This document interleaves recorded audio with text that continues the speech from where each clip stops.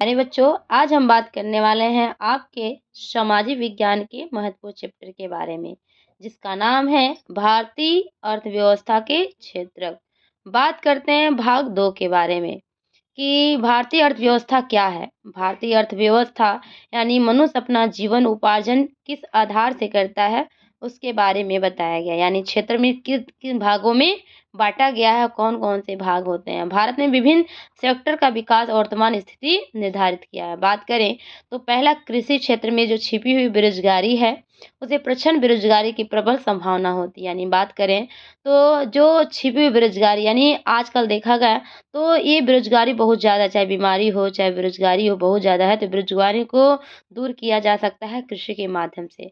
अब बात करते हैं तो कृषि एक प्राथमिक क्षेत्र में आते हैं। इसमें किसान क्या करें, खेती करते हैं, उपज करके उसका उत्पादन करते हैं, जिससे ये संभावना होती है कि बेरोजगारी को हम दूर कर सकते हैं। बात करें सेकेंडरी और टर्शरी सेक्टर की, रोजगार कम अवसर के होने के कारण जो प्राइमरी सेक्टर के लोग हैं अत्यधिक दबाव डाल रहे हैं।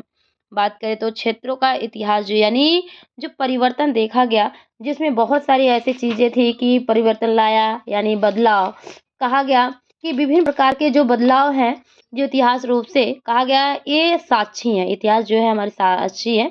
विकसित देश में विकास की जो प्रारंभिक अवस्था में जो प्राथमिक क्षेत्र की अहम भूमिका निभाता था। बात करें तो कृषि प्रणाली में यंत्रों के प्रयोग तथा नए प्रौद्योगिकी के प्रयोग ने इस क्षेत्र को विकसित और संपन्न बना दिया।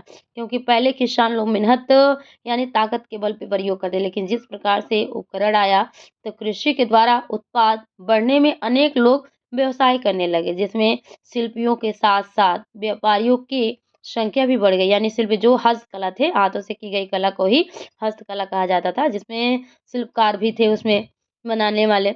तो लोग क्या करें कि शिल्पियों के साथ-साथ व्यापारी की संख्या भी बढ़ने लगी, जिसमें परिवहन का संचार तंत्र, बैंक सेवा तथा प्रशासनिक सेवा समृद्ध होने लगा। अब व्यापारी विस्तार से होने लगा।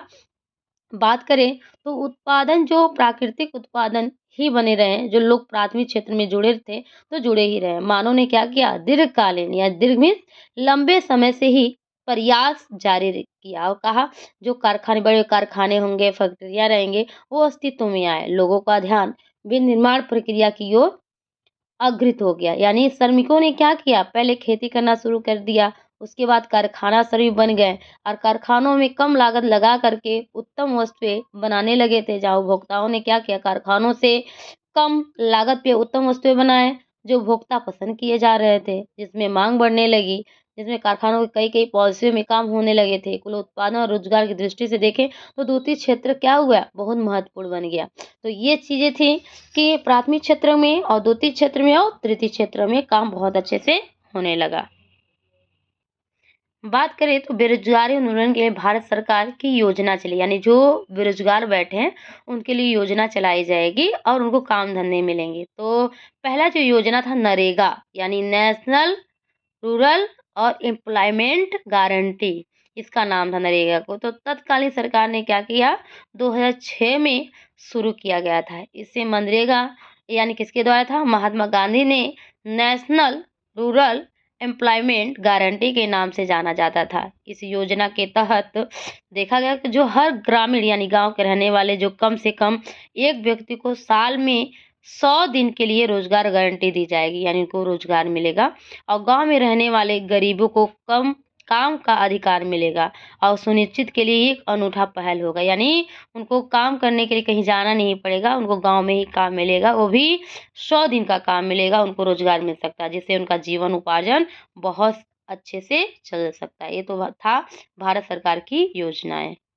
बात करें अर्थव्यवस्था के अन्य वर्गीकरण के बारे में, यानी अर्थव्यवस्था पहले ही हम बताए हैं कि धन का उपार्जन कैसे किया जाता है। मनुष्य अपना जीवन उपार्जन करने के लिए नई नई तकनीकों को अपनाने लगे। तो दो सेक्टर में बांटा गया। पहला जो था संगठित सेक्टर और दूसरा था असंगठित सेक्टर। यानी कहा जाए जो हमारी गतिविधि है यानी सिस्टम होती है, यहाँ पे कानून का पालन होता है और संगठित सेक्टर में श्रमिकों को अधिकार को महत्व दिया जाता था और देश और उद्योग में प्रचलित जो हिसाब श्रमिकों को मजदूरी मिलती थी उन्हें संगठित सेक्टर कहा जाता था। यानी बात करें तो संगठित क्षेत्र में रोजगार सुनिश्चित और नियमित होता था, जिसमें कर्मचारी को सामाजिक सुरक्षा प्राप्त होती थी, जिसमें जो कर्मचारी संघ बनाकर उन्हें अपने हितों की रक्षा कर सकेंगे। इसके अतिरिक्त काम करने में अतिरिक्त भुगतान मिलेगा, जिसमें कारखाना अनियमित न्यूनतम मजदूरी अधिनियम क्या होगा, दुकान एवं प्रतिष्ठा अधिनियम लागू होते थे। इस क्षेत्र में कारखाने होंगे, कार्यालय और प्रतिष्ठा यानी सरकार द्वारा पंजीकृत होने चाहिए, जिसमें सरकारी नियमों को कठोरता पे पालन किया जा सके, यानी उनका विनियमों से कठोरता का पालन किया जा सके। ये तो था संगठित क्षेत्र में। बात करते हैं कि असंगठित सेक्टर क्या था। इस सेक्टर में कोई सिस्टम नहीं होता था और ज़्यादातर कानून को अवहेलना की जाती थी, यानी बुराई की जाती थी। छोटे दुकान, छोटे कारखाने वाले अक्सर इस श्रेणी में आते थे। ऐसे संस्थाओं में काम करने वाले जो श्रमिक थे, मूलभूत अधिकार भी नहीं मिलते थे, यानी मूलभूत अधिकार, मौलिक अधिकार नहीं मिलते थे, जिसमें श्रमिकों को कम वेतन मिलता था, वह भी समय से नहीं मिलता था। ऐसे में वह सुविधाएं की बात नहीं कर पाते थे। जिसमें बात करें छोटी-छोटी बिखरी हुई इकाइयों का क्षेत्रक ही माना जाता था, जो नियंत्रण बाहर होता था, इसलिए असंगठित क्षेत्रक कहलाता था। तो ये तो था अर्थव्यवस्था के अन्य क्षेत्रक के वर्गीकरण के बारे में, जिसमें सार्वजनिक सेक्टर, प्राइवेट सेक्टर होता है। ये सार्वजनिक में सभी के लिए थे, प्राइवेट भी सिर्फ स्वयं के लिए था। जिसमें जो कंपनियां सरकार द्वारा प्रत्यक्ष रूप से काम चलाए जाते थे, उसे क्या कहा जाता था, सार्वजनिक सेक्टर कहा जाता था। इसमें steel of India limited, oil and natural और gas commission, Bharat heavy electronic limited आदि आते थे। जिन कंपनियों को निजी लोगों द्वारा चलाया जाता था, उसे प्राइवेट सेक्टर आते थे। जैसे उदाहरण टाटा, गोदरेज और मारुति, ये स्वयं के लिए चलाया जाता था।